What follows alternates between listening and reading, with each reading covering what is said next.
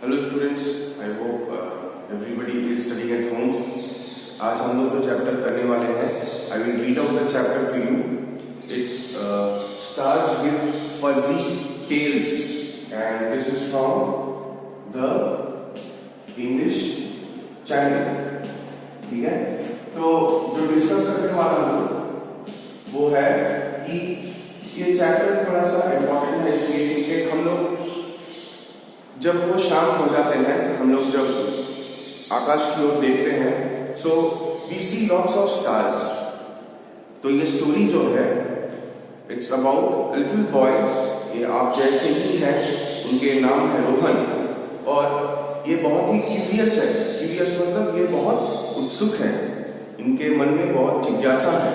तो उनके पापा जो है, रोहन के पापा, वो उनको एक बार ले जाते हैं घुमाने के लिए। कहाँ वो देखेंगे स्टोरी में। And let's not waste time and start the chapter. So stars with fuzzy tails. Fuzzy मतलब क्या होता है? फजी इज, जो हिंदी में हम लोग वर्ड को कहते हैं धुंधली, और इंग्लिश में इसको हम लोग कहेंगे ब्लरी। मतलब जो सही तरह से दिखाई नहीं देता है। ठीक है, थोड़ा सा क्लियर नहीं रहता है जो। ठीक है, जैसे अभी विंटर का टाइम है, हर तरफ फॉग्स होते हैं, फॉग, स्मोक, ठीक है, कोहरा होता है, तो हम लोग को कुछ सही से क्लियर दिखाई नहीं देता है। जिस दिन बहुत कोहरा होता है, हम लोग को सही से दिखाई नहीं देता है। तो वो जो देखने का शक्ति जो है, वो जो धुंधला हो जाता है, उसे ही हम लोग इंग्लिश में टर्म देते हैं फजी। सही से दिखाई नहीं देता है, या फिर हम लोग कहते हैं इंग्लिश में और एक टर्म है ब्लरी। वो वर्ड ब्लर से आते हैं, मतलब विजिबिलिटी जो है, दिखने का जो क्षमता है, वो 100% क्लियर नहीं है। So on a cold winter afternoon, Rohan and his father were traveling to Sariska, a small wildlife sanctuary near Alwar in Rajasthan. They had left Delhi at about 3 o'clock in the afternoon and hoped to cover the 175 kilometers in about 5 hours. However, they were not going to Sariska to see wild animals. तो हम लोग को ये मालूम है कि सरिस्का जो है वो राजस्थान में है, अलवर में, और रोहन और उनके पापा दिल्ली से आ रहे हैं। तो डिस्टेंस कितना हुआ? अगर ये दिल्ली है, दिल्ली से रोहन और उसके पापा आएंगे कहाँ? सरिस्का। सरिस्का क्या है? एक wild life sanctuary. Wild life sanctuary क्या होते हैं? सरकार से निर्माण किया हुआ एक जगह, जहां पर बहुत बड़ा जगह होता है, जहां पर जंगली जानवर को वो आराम से रहते हैं। ठीक है, वो जंगल ही है, लेकिन जंगल को सरकार ने घेर देते हैं फेंस से। ठीक है, और हम लोग जाते हैं विजिट करने, सफारी, गाड़ी में सफारी करके हम लोग जंगल के अंदर जाते हैं और वन्य प्राणी को देखते हैं। तो दिल्ली से सरिस्का का डिस्टेंस कितना था? 175 किलोमीटर्स। और कितने देर में पहुंचने वाले थे रोहन और उनके पापा? 5 आवर्स, 5 घंटे में। ठीक है, तो देखते हैं क्या हो रहा है। लेकिन एक बात ध्यान देने का है कि वाइल्ड लाइफ सेंचुरी में रोहन और उसके पापा जंगली जानवर देखने नहीं जा रहे थे। उन लोगों का प्लान कुछ और ही था। क्या प्लान है, देखते हैं। Armed with their star charts and good telescope, they had set out to look more closely at the Great Bear, a constellation in our Milky Way galaxy. अब किस कारण से ये सरिस्का जा रहे थे? वो था, ये लोग देखने जा रहे थे स्टार्स को। ठीक है, armed with star charts. Star charts क्या होते हैं? स्टार चार्ट्स है जिनमें सारे तारों का एक मैप दिया हुआ रहता है। कहाँ? महाकाश में कहाँ पर कौन से तारा है, कहाँ पर कौन से स्टार्स हैं, और ये स्टार्स जो है वो एक पैटर्न फॉर्म कर लेते हैं, जिससे हम लोग इंसान देख के ये मालूम चलते हैं कि अच्छा ये पैटर्न है, फिर हम लोग उसे एक नाम दे देते हैं। पैटर्न क्या होता है? जैसे हम लोग सभी अभी एंड्रॉइड फोन्स यूज करते हैं, हम लोग देखते हैं कि अनलॉक के टाइम फोन को हम लोग एक पैटर्न ड्रॉ करते हैं कैसे भी, ठीक है, तो वो है पैटर्न्स। ठीक वैसे ही सिमिलरली स्टार्स भी महाकाश में, स्काइज में अपने एक पैटर्न्स फॉर्म करते हैं और वी ह्यूमंस, इंसान लोग, हम लोग उसे नाम देते हैं। तो उन्हीं में से एक था द ग्रेट बेयर कॉन्स्टिलेशन, ठीक है, in our Milky Way galaxy. ऐसे लाखों, हजारों लाखों कॉन्स्टिलेशंस मिलकर और ये सन और ये हमारे जो प्लैनेट्स हैं इंक्लूडिंग अर्थ, ये सब मिलके बनते हैं एक गैलेक्सी, ठीक है। तो सबसे पहले होते हैं गैलेक्सी। गैलेक्सी के अंदर रहते हैं लॉट्स ऑफ कॉन्स्टिलेशंस, उसके अंदर रहते हैं सोलर सिस्टम। सोलर सिस्टम में हम लोग जस्ट एक प्लैनेट में रहते हैं। अर्थ बहुत ही छोटा है, जैसे एक चीनी का दाना हो, एक मिश्री का दाना हो, और पूरे फील्ड जैसे है एक महाकाश, ठीक है। हम लोग इतने छोटे जगह पर रहते हैं, लेकिन इंसान इतना डेवलप हो चुका है, हम लोगों के पास इतने सारी चीजें हैं कि हम लोग बाहर की दुनिया का, महाकाश का भी पढ़ाई करते हैं, हम लोग उसका खोजबीन करते हैं। They reached the dimly lit tourist bungalow which was located just outside the sanctuary. Dimly lit tourist bungalow मतलब जो टूरिस्ट बंगलो रहते हैं सरकार की ओर से बाहर के टूरिस्ट्स के लिए, तो उसमें जो रोशनी था वो बहुत ही कम पावर के थे, ठीक है। तो उसको कहते हैं हम लोग dimly lit. This was good because it meant little or no artificial lighting would spoil the view of the night sky. अब जिसको जो पसंद है, ठीक है, ये सब काम करने के लिए, ये तारे देखने के लिए या फिर कभी कभार फोटोग्राफी के लिए हम लोगों को जो लाइट्स हैं वो ज्यादा से ज्यादा कम हो तो ही अच्छा है। तो रोहन को भी ये ठीक लगा कि वो जो बंगलो है उसमें जो रोशनी है वो बहुत ही कम है, तो कम रोशनी रहने से उनको वो स्टार्स देखने में अच्छा होगा, ये आसानी होगा, ठीक है, हेल्प होगा। Rohan set up the telescope and focused it on a cluster of stars. ये क्लस्टर ऑफ स्टार्स जो है ये एक कलेक्टिव नाउन है, तो ये आप लोग पढ़ते पढ़ते नोट डाउन कर सकते हैं। Cluster of stars is a collective noun for stars. 5 minutes after gazing through his telescope, he gave an excited cry. Dad, look at this! Oh, it's gone. तो रोहन अपने टेलीस्कोप जो है, टेलीस्कोप मतलब क्या, एक लंबा सा दूरबीन होता है, ठीक है, दूरदर्शक यंत्र बोलते हैं हम लोग टेलीस्कोप। तो टेलीस्कोप से वो महाकाश को देख रहा था, तब भी अचानक उसने कुछ ऐसा चीज देखा कि वो हैरान हो गया, मतलब वो चमक गया। फिर अपने पापा को जैसे ही कहा कि पापा देखो, और वो कहते कहते वो चीज गायब हो गई। His father also saw it and said, "You have just seen a comet, Rohan." तो रोहन के पापा भी वो चीज देखा था, ठीक है, और वो क्या कहा कि बेटा वो एक कॉमेट है, ठीक है, ये नया वर्ड आया था हम लोग के चैप्टर में, कॉमेट। अब ये कॉमेट क्या है, ये हम लोग चैप्टर के अभी पढ़ते जाएंगे, देखेंगे कॉमेट क्या है। Oh yes, I remember reading something about it in a science magazine. Tell me more about comets, Dad, said Rohan. तो रोहन, मैंने पहले ही कहा था कि रोहन का जिज्ञासा जो है, उसका जो जानने का इच्छा है वो बहुत ही उम्दा है कि ये क्या होगा, इसके बाद वो क्या होगा, ये क्या है, वो क्या है। तो ऐसे होते हैं, आप लोग जैसे छोटे हैं, रोहन भी वैसे ही छोटे हैं, लेकिन ये बहुत सारे मैगजीन्स पढ़ते थे, साइंस मैगजीन्स, मतलब इसको कोई चीज के ऊपर बहुत ही गहरा इंटरेस्ट था, ठीक है। तो रोहन के पापा से पूछते हैं, रोहन के पापा ये क्या देखा, कॉमेट क्या है। अब रोहन के पापा उससे कहेंगे कि कॉमेट क्या है। Well, a comet sometimes looks like a star with a tail, however a comet is not a star. तो तारे जैसा दिखता है, लगता है इसके पीछे कोई पूंछ है, लेकिन है वो तारा नहीं, कॉमेट एक तारा नहीं है। Like the moon, a comet has no light of its own. A comet shines from the sunlight bouncing off it. Like the Earth, a comet goes around the sun, but on a much longer path than the Earth's.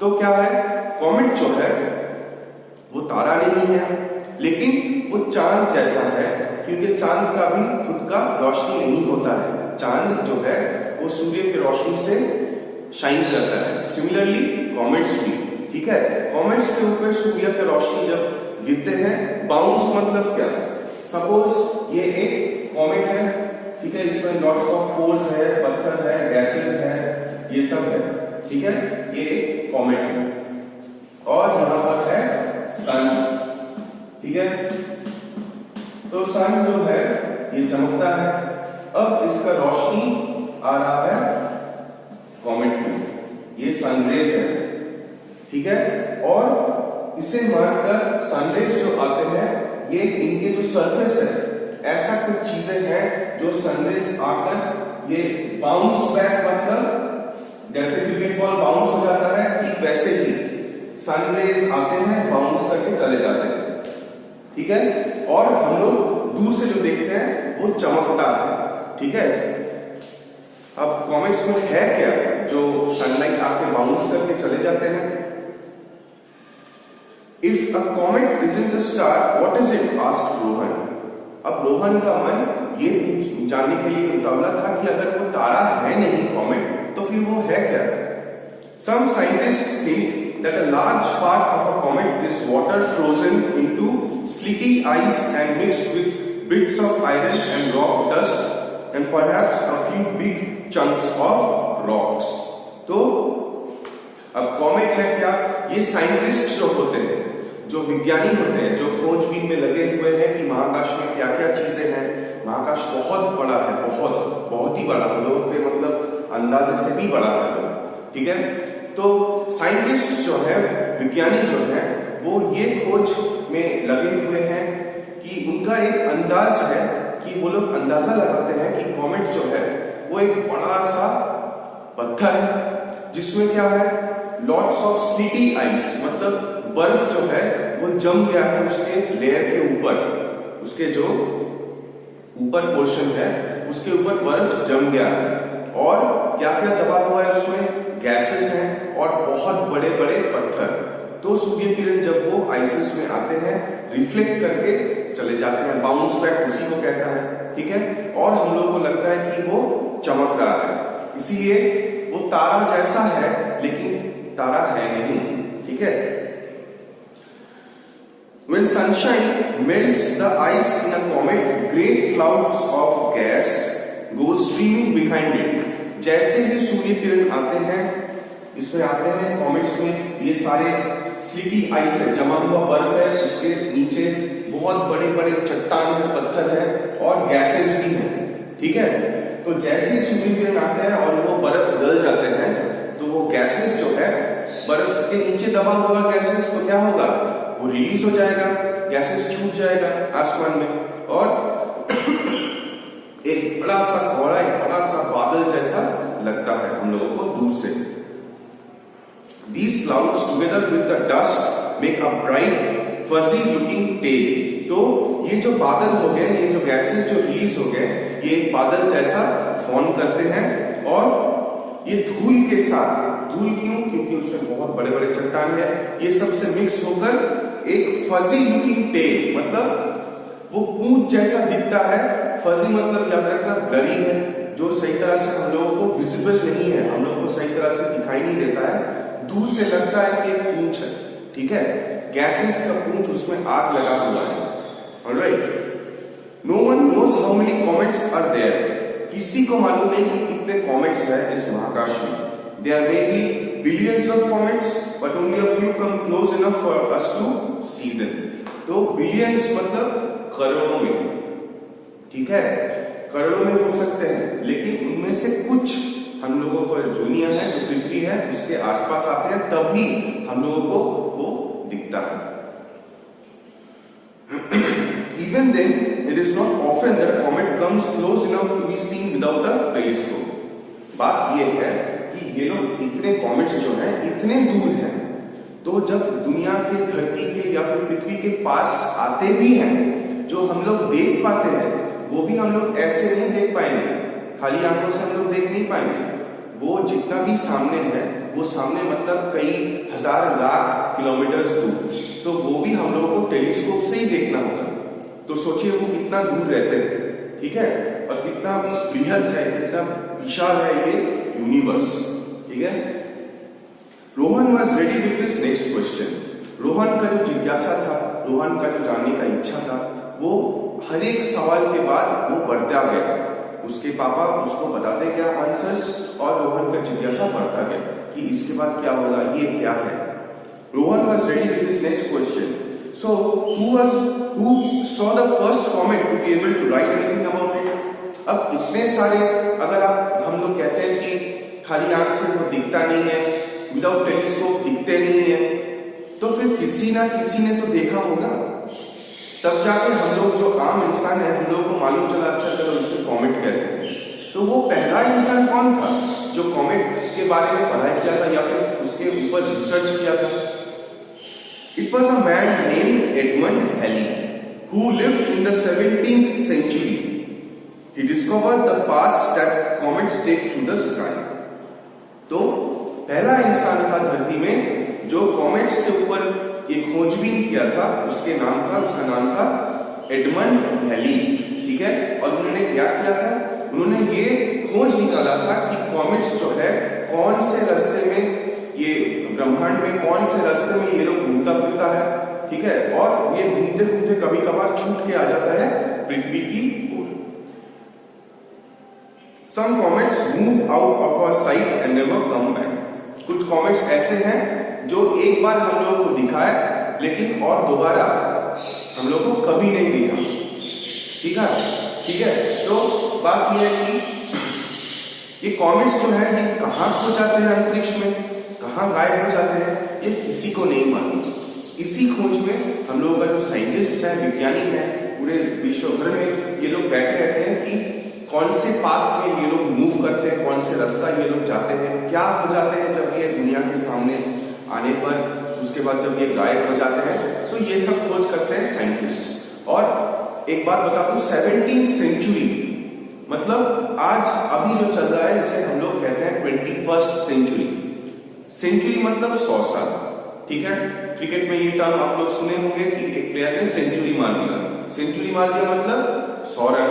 ठीक उसी तरह वर्ष जो होते हैं, years जो होते हैं, एक सेंचुरी मतलब 100 वर्ष। तो 1600 से लेकर 1699 1601 या फिर 1600 शुरू करके 1699 ये है आपका 17th सेंचुरी। ठीक है, इस टाइम में भारत में क्या था, राजा महाराजाओं के रूल्स थे, मुगल्स लोग थे। उसी टाइम विदेश में इंसान वो जो महाकाश है उनके बारे में पढ़ाई कर रहे थे, खोजबीन कर रहे थे। उनमें से एक था एडमंड हैली और इन्होंने कॉमेट के बारे में खोज निकाला कि वो कॉमेट है क्या, कॉमेट कौन से रास्ते चलते हैं और वो भटकते हुए कभी कभार पृथ्वी के आसपास आ जाते हैं। Others keep coming back at regular intervals. कुछ ऐसे हैं कॉमेट्स जो आकर खो जाते हैं और दोबारा कभी नहीं दिखते, और कुछ ऐसे भी हैं जो एक रेगुलर इंटरवल मतलब समय समय की बात है। वो समय समय की बात हो सकता है 100 साल बाद, 50 साल बाद, 1000 साल बाद, ऐसे कोई फिक्स टाइम नहीं है, लेकिन लंबे लंबे अरसे तक, समय तक वो लोग गायब रहते हैं, फिर वो वापस आते हैं। ठीक है, a big bright comet that keeps coming back was named after Halley because he was the one who correctly calculated when it would return. तो जो सबसे पहला कॉमेट है जो पृथ्वी के आसपास आया था, उसके नाम हैलीज कॉमेट इसलिए दिया क्योंकि वो इंसान एडमंड हैली जो है वो सबसे प्रथम इंसान है जिसने ये कैलकुलेट किया था, जिसने ये खोज निकाला था कि कब दोबारा वापस आएगा ये कॉमेट। तो जो कॉमेट वो तब दिखे थे उनके टाइम में, और दोबारा कब आएगा इसका जो कैलकुलेशन है, ठीक है, इसका जो गणित है, ये उन्होंने खोज निकाला था। तो वो कॉमेट का नाम हैलीज कॉमेट कर दिया गया। ठीक है, the last time Halley's comet came near the sun and the earth was in 1986। and the time before that was way back in 1910, long before I or even your grandparents were born. तो ये रोहन के पापा कह रहे हैं रोहन से कि बेटा 1986 में देखा गया था एक बार हेलिस कॉमेट को, और उससे पहले, ठीक है, जब रोहन के पापा हो गए हैं 1986 में ये सेकेंड टाइम दिखा गया था, second time Halley's comet was seen. इससे पहले कब दिखा गया था? 1910 में, 1910 सन में दिखा गया था फर्स्ट टाइम। अब ये कह रहे हैं फर्स्ट टाइम, हो सकता है कि इससे पहले भी वो कॉमेट आया था, लेकिन हेली के हिसाब से 1910 हेली के कैलकुलेशन के हिसाब से ये रोहन के पापा कह रहे हैं कि 1910 साल में रोहन के ग्रैंड पेरेंट्स जो है, दादा दादी भी शायद जन्मा नहीं था, ठीक है। तो 1910 के बाद 1986, ठीक है, तो कितने टाइम लगाया हेलिस कॉमेट में, हेलिस कॉमेट आने में 76 इयर्स, ठीक है। अगर हम लोग माइनस करते हैं तो 76 इयर्स बाद हेलिस कॉमेट दोबारा पृथ्वी के आसपास आया था, ठीक है। Both times people all over the world stood outside at night to see. तो ये दोनों समय मतलब कब? एक 1910 साल में और एक 1986 में, 1986 और 1910 में। ये दोनों ही टाइम पीरियड में विश्व के सारे जो इंसान थे, ये बाहर अपने अपने मतलब जगह में, दुनिया में, पूरे दुनिया भर में अपने अपने जगह में, घर से बाहर ये लोग वेट कर रहे थे हेलिस कॉमेट को देखने के लिए, ठीक है। The next time it comes near the Earth will be the year 2061. तो अभी 2020 चल रहा है और 41 इयर्स बाद, ठीक है, 41 इयर्स बाद हेलिस कॉमेट फिर से आएगा। ये कैलकुलेटेड है, ये कैलकुलेशन कर रखा है, ठीक है। How old will you be then? तो रोहन के पापा ये प्रश्न पूछते हैं कि बेटा तब तुम्हारा उम्र कितना होगा? तो रोहन कहते हैं, Rohan laughed at the thought and said, Rohan हंस पड़ा और कहा, that will allow me so much more time to learn about the stars. I want to be an astronomer. तो अब रोहन छोटे हैं, वो पढ़ाई कर रहे हैं, लेकिन 41 years later, जब से मतलब रोहन जब बड़ा हो जाएगा, उनका इच्छा है कि वो एक एस्ट्रोनॉमर बने। एस्ट्रोनॉमर कौन होते हैं? ये जो महाकाश होते हैं, इनके बारे में ये पढ़ाई करते हैं, ठीक है। तारे, महाकाश, उनके जो गतिविधि है, उनके जो अस्तित्व है, ये सब के बारे में पढ़ते हैं। वो खोज के बाद कुछ अनाउंस करते हैं, कुछ जानकारी देते हैं, तब जाके बुक्स लिखे जाते हैं, ठीक है। Excellent, Rohan. In fact, in late 2011, scientists discovered another solar system with 2 suns and about as many planets as our system. तो हम लोग जो सिस्टम में रहते हैं, वो जो सोलर सिस्टम है, उसमें एक सूर्य है, एक सन है, और बाकी सारे प्लैनेट्स हैं और सैटेलाइट्स जैसे कि चांद वगैरह, ये सब है। ठीक ऐसे ही 2011 में साइंटिस्ट्स ने एक सोलर सिस्टम ऐसा खोज निकाला है जिसमें 2 सूर्य है, ठीक है। हम लोग जैसा एक सन है, वो लोग ढूंढ निकाला है कि 2 सन होंगे, ठीक है, और हमारे जैसे ही प्लैनेट सिस्टम है, ठीक है। They have also discovered that Mars has 100 times more water than what was earlier believed. Mars जो है एक प्लैनेट का नाम है, हमारे पृथ्वी जैसा मार्स भी ऑर्बिट में घूमता रहता है सूर्य को, ठीक है। तो 2011 में साइंटिस्ट ने ये खोज निकाला है कि पानी, जो इंसान सोचा था कि मार्स में इतना क्वांटिटी का पानी है, ठीक है, उससे कहीं ज्यादा पानी मार्स में है। तो इससे हम लोग क्या मालूम चलता है कि दिन ब दिन, साल ब साल जो है इंसान और डेवलप हो रहे हैं, ठीक है। इंसान और भी नए नए खोजबीन में लगे हुए हैं। जो 100-200 साल 400 साल पुराने जो डिस्कवरीज हुए थे, जो खोजबीन हुए थे, उससे बहुत ज्यादा, उससे कहीं ज्यादा अभी इंसान जो है डेवलप हो चुके हैं और नए नए खोज में लगे हुए हैं। The universe is infinite, there is a lot more waiting to be discovered. ये महाकाश जो है ये अनंत है, ठीक है, इसका कोई शेष नहीं है, इसका कोई खत्म नहीं है, कोई बाउंड्री नहीं है। तो इंसान जो है ये लगातार कोशिश में है कि कुछ नए खोज निकाले जाए, कुछ नया जानकारी हासिल किया जाए, या फिर ऐसे कुछ खोज निकाला जाए जिससे मनुष्य को, हम लोगों को, इंसान को कुछ हेल्प हो जाए।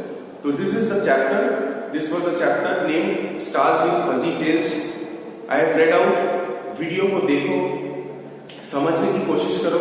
ये चैप्टर थोड़ा सा डिफिकल्ट है लेकिन बहुत इंटरेस्टिंग है, क्योंकि ये सब चीज जो है ये हम लोगों को पढ़ने से, गूगल में देखने से और इंटरेस्ट मिलेगा। तो प्लीज घर में बैठे गेम्स ना खेलकर, मोबाइल में जब पेरेंट्स पास हो तो उनके हेल्प लेके ये जो स्टार्स है, कॉन्स्टलेशन क्या है, हम लोग कौन से गैलेक्सी में रहते हैं, ये सब प्लीज अपने अपने घर में बैठे देखो। It will be much more interesting. Alright, so this was today's class. Please go through the video and stay safe and study well at home. Bye bye.